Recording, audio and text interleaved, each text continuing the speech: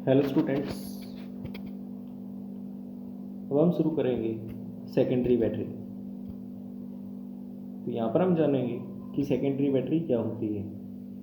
इससे पहले हमने देखा कि प्राइमरी बैटरी क्या है और किस तरीके से ये काम करती है। तो ये हमें पता है, किसी भी बैटरी के अंदर जो इलेक्ट्रोकेमिकल सेल्स हैं उनको हम सीरीज़ के अंदर अरेंज करते हैं। तो सेम प्रोसेस इस सेकेंडरी बैटरी के अंदर होगा, बट जो डिफरेंस है वो ये होता है कि प्राइमरी बैटरी के अंदर जो रिडोक्स रिएक्शन है वो सिर्फ एक बार होती है, that can not be reversed. But in case of secondary battery जो आपका रिडोक्स रिएक्शन है वो रिवर्स हो सकता है, और इसी वजह से जो सेकेंडरी बैटरी है अगर वो एक बार यूज हो चुकी है तो दोबारा उसके अंदर से जैसे हम करंट पास करेंगे, इलेक्ट्रिसिटी उसको प्रोवाइड करेंगे, तो उसके बाद में वो चार्ज होगी, मीन्स रिचार्ज होगी, और उसको हम बार बार यूज़ कर सकते हैं। ऐसा होने का जो कारण है वो ये है कि उसके अंदर जो रिडोक्स रिएक्शन है उसको हम रिवर्स कर सकते हैं। जैसा कि यहाँ पे लिखा हुआ है, a secondary cell after use can be recharged by passing current through it in opposite direction, so it can be used again. A good secondary cell can undergo a large number of discharging and charging cycles. इसके कहने का मतलब ये है कि अगर आपके पास कोई भी सेकेंडरी बैटरी है उसको हम चार्ज और डिस्चार्ज बार बार कर सकते हैं। जैसे आपकी इन्वर्टर की बैटरी है वो सेकेंडरी बैटरी का एक एग्जाम्पल है। तो उसमें हम देखते हैं कि अगर आपकी बैटरी एक बार चार्ज हो चुकी है तो सपोज उसे हमें दोबारा यूज़ करना है, मीन्स आपकी लाइट जा चुकी है, तो लाइट आप यूज़ कर पाओगे जब तक आपकी लाइट नहीं आती है, और एक टाइम के बाद में आप देखोगे कि वो कम्प्लीटली डिस्चार्ज हो चुकी है। ठीक है, अब जैसे ही लाइट आएगी तो उसके बाद में वो दोबारा से चार्ज होगी, और लाइट जाने पर वो दोबारा से डिस्चार्ज हो जाएगी। तो कहने का मतलब ये है कि चार्ज और जो डिस्चार्जिंग साइकिल है वो उसके अंदर बहुत बार हो सकता है। ठीक है, अब यहाँ पर एक एग्जांपल है लेड स्टोरेज बैटरी। इस लेड स्टोरेज बैटरी को हम यूज़ करते हैं ऑटोमोबाइल्स के अंदर और इन्वर्टर्स में। The most important secondary cell is the lead storage battery commonly used in automobiles and inverters. Okay, अब इसके अंदर एक होता है एनोड और दूसरा होता है कैथोड। यहाँ पर एनोड रहेगा आपका लेड और दूसरा होता है आपका कैथोड, और एक कैथोड बना होगा लेड डाइऑक्साइड का, मीन्स PbO2 का। दूसरी चीज़, ये जो आपकी लेड स्टोरेज बैटरी होती है इसके अंदर 6 सेल्स होते हैं। ठीक है, और हर एक सेल की जो वोल्टेज है वो होगी आपकी 2 volt. It means total voltage of the battery is 12 volt.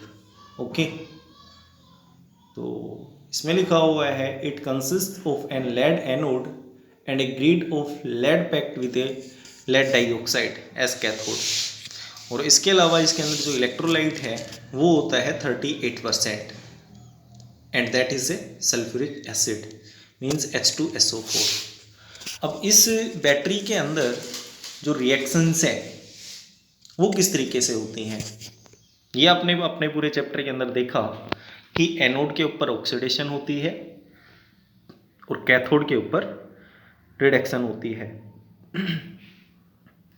Sulphuric acid यहाँ पे प्रेजेंट है, तो ये जो लेड है ये लेड इस सल्फेट के साथ में रिएक्शन कर कर, जो कि आपके H2SO4 से आएगा सल्फेट, वहाँ से मीन्स जो SO4 है उस SO4 से ये 2 इलेक्ट्रॉन्स लेता है, ठीक है। मतलब ये 2 इलेक्ट्रॉन्स यहाँ से लेगा और नो,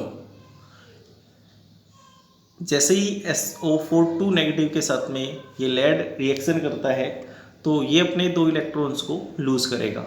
Pb तो यहाँ से 2 इलेक्ट्रॉन को लूज़ करेगा और SO4 2 नेगेटिव इसके 2 इलेक्ट्रॉन्स को गेन करेगा। इसका मतलब ये हुआ कि इस लेड ने अपने 2 इलेक्ट्रॉन्स को लूज़ कर दिया और जैसे ही इलेक्ट्रॉन्स को यहाँ से लूज़ करेगा इट मीन्स ये यहाँ पर ऑक्सीडाइज हो गया। ओके, तो ये तो इधर ऑक्सीडेशन हो गई। उसके बाद में है कैथोड। कैथोड में हम जानते हैं कि रिडक्शन होती है और इस रिडक्शन के दौरान ये इलेक्ट्रॉन्स को गेन करेगा। जैसे हम इस Pb की अगर ऑक्सीडेशन देखना चाहें, ऑक्सीडेशन स्टेट, तो जिसका ऑक्सीडेशन नंबर लेना है हम कैलकुलेट कर रहे हैं उसको हम x मानेंगे, ठीक है। अब इसके साथ में जो भी आपका एटम कंबाइन है, जैसे ऑक्सीजन यहाँ पर कंबाइन है, तो ऑक्सीजन की जो ऑक्सीडेशन स्टेट है मीन्स इसके पास ये कितने इलेक्ट्रॉन्स का चार्जेस है, तो एक ऑक्सीजन पर होता है आपका 2 नेगेटिव चार्ज, ठीक है।